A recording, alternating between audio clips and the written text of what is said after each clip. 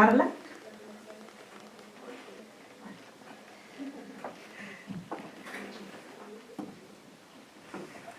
Hola, buenos días, mi nombre es Carla. Igual que Naomi, curso sexto semestre de la carrera de Ciencias de la Educación y esta es mi historia. Introducción a la vida de una mujer. Desde que estamos en el vientre de nuestra madre, se conoce nuestro sexo. Cuando saben que seremos niña, ya está destinado a que todo será color rosa. Después naces y empiezas a crecer. Te tratan de forma especial, con más cuidado. Llegan los peinados y empezamos a sentir ese dolor que te deja en la cabeza las colichas. Empiezas a caminar y muy pronto quieres correr y jugar. Y no te lo prohíben, pero solo y cuando juegues a las muñecas, ya que eres una princesa y todo en ti debe ser bebés, vestidos y rosa. En mi infancia hubo un poco de eso, cuando en mi interior era color azul, deporte y trompos. Tuve la oportunidad de poder explorar el mundo de un niño gracias a que la mayoría de mis primos son hombres. No se me negó jugar soccer, pero se me trataba con cuidado. Un día desperté muy asustada, temiéndole a morir. Fue un proceso complicado, ya que tan solo era una niña. Después de una larga charla con mi mamá, me hizo entender que yo estaba aquí por un motivo y que algún día dejaría un legado, una descendencia. Después de eso, pude dormir más tranquila. Soñaba con mis objetivos y metas cuando se me atravesó mi menstruación un domingo a los 10 años. Aunque era incómodo y los cólicos cada vez eran más dolorosos, no dejé de hacer las cosas que me gustaban. Sentía que mi mente comenzaba a madurar y que poco a poco mi cuerpo cambiaba. Lo malo de esto es que los demás también lo notaban. Desde muy pequeña he sentido lo que son las miradas incómodas, los chiflidos por las calles, majaderías, y desgraciadamente poco a poco me fui acostumbrando a lidiar con eso. Pero como mujer, ¿qué podemos hacer en esa situación? Después de hacerme bolita y solo caminar, empecé a enfrentarlos y a no dejar que me comieran con los ojos. Pero parece que lo único que eso les provoca es risa. Se siente impotencia por no ser más fuerte y detener esto por completo, porque es más fácil caminar por el otro lado de la calle y apresurar el paso. Cuando cursaba el segundo año de secundaria, tuve un periodo rebelde. En una ocasión llamaron a mi mamá a dirección. El problema de esto es que ella estaba en unas vacaciones y nos había dejado a cargo de una amiga llamada Ángela. Ella trabajaba y en realidad quien estaría a cuidado de mis hermanos y de mí sería su esposo llamado Carlos. Pero como han sido amigos de mi mamá desde antes de que yo naciera, pues teníamos mucho aprecio hacia ellos. Tuve el valor de contarle a Carlos sobre lo que estaba pasando en mi escuela. Le conté el motivo a lo que él me dijo que él iría. Me ganó el sentimiento y comencé a llorar un poco.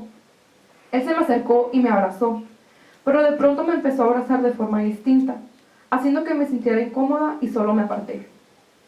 Desde ese momento supe que me tenía que andar con cuidado. Efectivamente, él fue a hablar con la profesora y todo se solucionó. Algo en mí no podía olvidar ese momento en el que me arrepujaba y abrazaba de forma tan distinta que lograba darme un poco de asco. Frecuentemente los visitábamos, pero yo ya no quería saludarlo, pero tenía que hacerlo. Ya tiempo después, cursaba el segundo semestre de preparatoria, y nuevamente mi mamá salió de viaje y nos dejó a cargo de él y de su esposa Ángela. Ese día dormiríamos en casa de ellos. Todo estaba bien hasta que llegó la noche. Para mi suerte, Ángela tuvo que cubrir el turno nocturno y Carlos estaría a cargo de nosotros y de su hija Jacqueline. Mi hermano durmió en la cama, y mi hermana pequeña, quien entonces tenía 6 años, y yo dormiríamos en el sofá. Yo sentía que tenía que tener cuidado. Mi ventaja es que tengo el sueño ligero. Mi propósito era no dormir esa noche, pero por más que luché por no dormirme, no pude evitarlo. Y me dormí a la 1 de la mañana. Mientras dormía, empecé a sentir que me tocaban mis pies y luego mis piernas. Me desperté asustada. Lo que vieron mis ojos fue a Carlos enfrente de mí. Solo pude decirme que me estaba tapando. Ahora sí estaba todo muy claro. Él muy pronto me haría algo y yo no podría permitir que eso pasara. Yo había practicado karate por 3 años, por lo cual me considero alguien con la capacidad de defenderme, aunque sea un poco. Yo trataba de no ir a visitarlos y poco a poco empecé a no saludarlo y a evitar contacto con él. Un día, en lo que mi mamá y Ángela salían a la tienda, él estaba sentado en la sala. No recuerdo muy bien lo que estaba haciendo, solo recuerdo que yo volteé y él tenía su miembro salido por el lado del short. Sentí tanto asco que en definitiva me fui de ahí lo más pronto posible. He tenido miedo de decirlo por temor a que no me crean mi mamá y Ángela. Ellas son muy unidas y siempre se han apoyado. Ángela es alguien muy católica y Carlos siempre fue el amigo chistoso de la familia. Lo que pasó después es que empecé a unir cables. Su hija actualmente tiene 20 años y cursa la carrera de idiomas. Ella sigue haciéndose del baño en la cama. Me pregunto, ¿a qué se debe esto? ¿Será que ella desgraciadamente sí fue abusada por su papá? Hace poco tiempo quise hablar con ella y ver si se abría a contármelo y juntas decir lo que estaba pasando. Ángela y Carlos se divorciaron hace aproximadamente 1 año y medio, pero solo pasó un par de meses y a Carlos le dio un tipo de parálisis y más complicaciones por la diabetes. Y ya que nadie de su familia se hizo cargo de él, Ángela ha sido quien lo cuida y vive nuevamente bajo el mismo techo. Dicen los médicos que ha perdido la memoria de unos 25 años. Solo reconoce a su familia y de pesar 200 kilos, aproximadamente ahora solo pesa 120. Tiene dificultad para caminar y para expresarse. Siento que el hablar ahora ya no servirá de mucho. En la situación que se encuentra ahora es difícil, pero ni siquiera su hija quiere cuidarlo. Ha sido complicado volver a tratar con él ahora con su pérdida de memoria. Ángela trabaja en el campo de la salud, por lo que no creo que esté siendo engañada por los médicos. Ha sido difícil imaginar que estuve a nada de un abuso, y más aún que además de él he vivido otro acercamiento por parte de otro familiar. Qué difícil es darnos cuenta que estamos en un mundo en donde por obligación casi toda mujer ha sido lastimada, sobajada y tratada como un objeto sexual para satisfacer a un estúpido y enfermo hombre.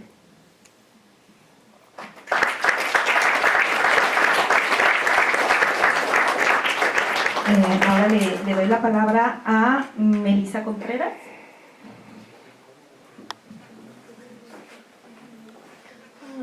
Bueno, mi nombre es Melissa y yo también estoy cursando sexto semestre de educación y estas son algunas de mis experiencias.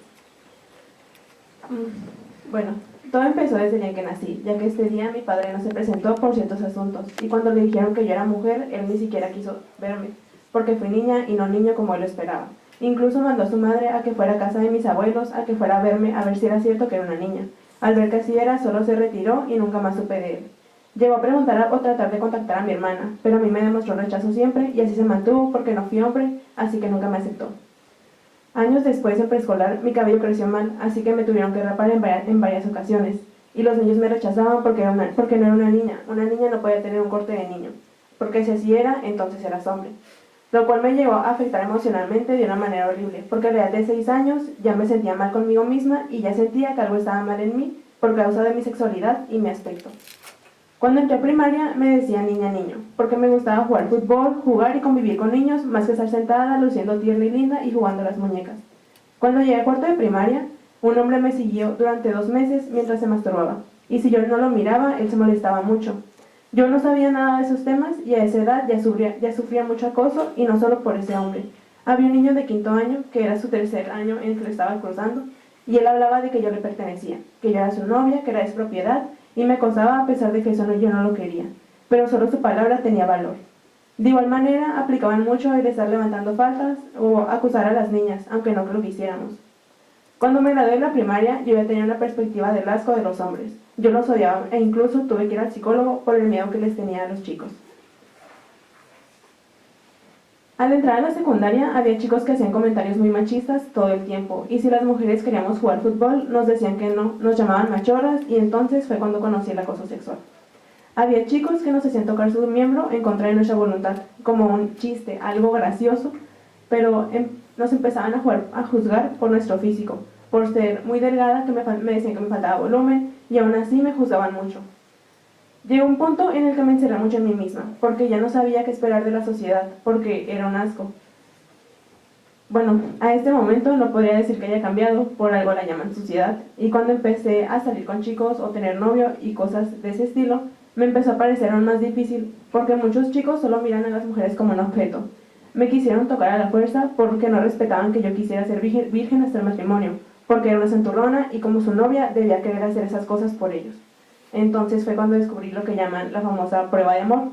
Al pasar esto tuve que alejarme de muchas personas o perder personas por mi ideología, y la secundaria es lo que podría llamar la peor etapa de mi vida, porque es cuando sufrí demasiado machismo, más malos comentarios, insultos, desvalorización por parte de otros y de mí misma, porque los hombres te calificaban y te juzgaban y cosas por el estilo. Me llevó a tocar que compañeros me obligaran a ver su pene, que trataran de obligarme a mirarlo o a tocarlo. Y al hartarme de todo esto y agarrar a uno de mis compañeros a patadas, la mala persona fui yo. por defenderme de sus golpes, de sus insultos, de su desprecio y de sus malos tratos. Al llegar a la prepa todo empeoró, y hasta a veces incluso en la actualidad las cosas van empeorando, porque con los años a muchos chicos ver que una persona es virgen lo miran como algo que se le puede quitar, o pueden decir, yo se lo voy a quitar, que es por cosas como esas que muchas veces las personas nos alejamos, porque faltan valores y respeto. De igual manera, en la prepa llegué a ser acosada por años por un chico que se obsesionó conmigo al punto de que no me sentía segura saliendo de mi casa, al punto de que él iba a mi casa y me decía que si yo no estaba con él no iba a estar con nadie más porque yo era de su pertenencia. Y con todo lo que pasa es difícil llegar a sentir seguridad de nuevo.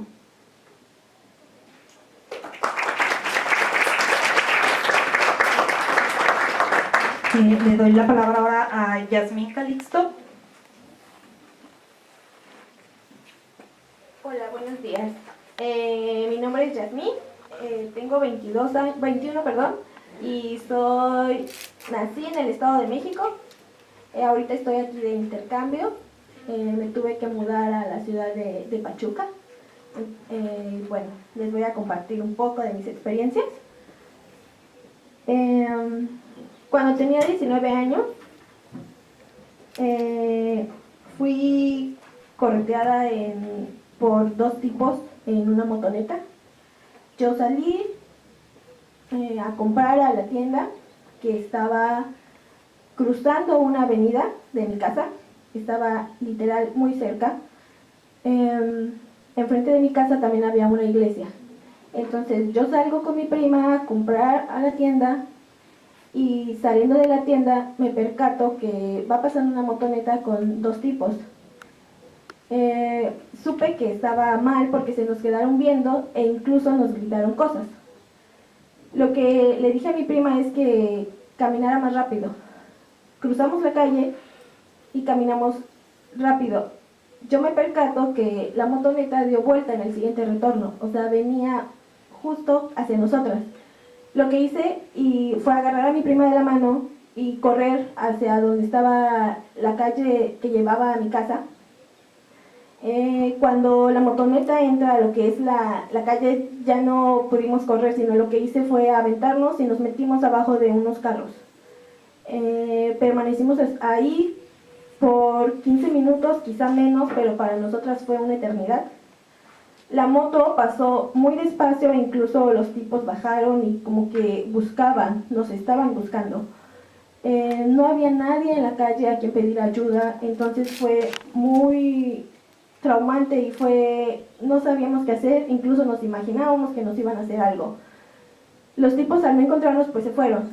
Entonces nosotros salimos y lo que hicimos fue correr hacia la iglesia, entramos a la iglesia y ahí había un grupo de alcohólicos anónimos que estaba en una reunión y muy amablemente nos ayudaron, nos ofrecieron agua y nos acompañaron hasta llegar a nuestra casa. Ese fue un primer suceso. Después de ahí yo tuve miedo de salir, ya no salía sola, tenía que acompañarme mi abuela e incluso una tía. Otro día cuando salí con mi tía a la tienda porque no podía salir sola, me daba mucho miedo, intentaron subirnos a una camioneta, unos 6 tipos. Se atravesaron cuando nosotros íbamos a cruzar, pararon la camioneta y lo que nosotros hicimos fue correr, cruzar la avenida y enfrente había una base de combis.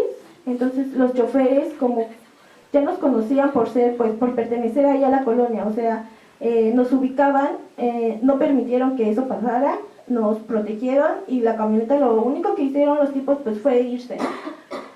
A consecuencia de esto yo iba saliendo de la preparatoria, entonces tenía que entrar ya a la universidad. Perdí un año de la universidad porque todavía no me decidía si estudiar ahí o buscar otro lugar. Y pues creo que, más bien no creo, mi decisión fue irme. Me mudé a Pachuca, siendo una ciudad más tranquila, o lo que pensaba. Me mudé a estudiar allá, dejando pues mi familia, inicié todo sola, con mi abuela y pues tuvimos que dejar todo, pues el lugar incluso donde nací, donde viví 19 años. Entonces yo cuando llego a Pachuca, llevo 2 años y hace pocos meses, caminando por las calles del centro, un tipo se sintió con el derecho de golpearme, lo que vulgarmente es nalguear, me nalgueó. Yo iba hablando por teléfono porque andaba perdida, o sea, no sabía cómo llegar a un lugar. Un amigo me estaba diciendo cómo cuando siento el golpe. Yo soy de las personas que no me gusta caminar por las banquetas por miedo de que de alguna casa salgan y te jalen o así. Entonces,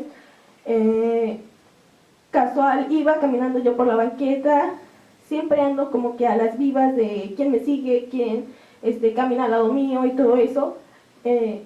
Yo no vi a ese tipo. Lo único que hice fue pues voltear, o sea, ni siquiera había sentido como una nalgada, sino lo que hice fue voltear para ver si me había pegado con algo, no sé. Volteo y el tipo se iba riendo y lo único que hice fue correr. Corrí y pues iba como que impotente, ya no podía hablar con mi amigo, de hecho creo que hasta le colgué. Yo sentía con muchas ganas de, no sé, golpearlo, decirle muchas cosas, pero en el momento no se hace, como que el miedo se apodera de ti y no lo puedes hacer. Entonces, yo subí a una combi. Cuando llegué al lugar estaba mi amiga, y pues lo único que hice fue llorar. Ya después le conté y me dijo que pues por qué no le había dicho nada, ¿no? Pero en el momento no se puede, yo me sentí muy impotente, me dio mucho miedo, no había tampoco, a pesar de ser el centro, no había gente. Entonces me sentí con mucho miedo, de verdad, mucho miedo por también las experiencias que ya había tenido. Y si comparto esto es porque a qué grado ha llegado la sociedad de obligarnos a irnos de nuestro lugar de nacimiento, donde está nuestra familia, y llegar a una ciudad donde tú pensabas estabas segura y sin embargo no es así. Y pues eso es todo. Gracias.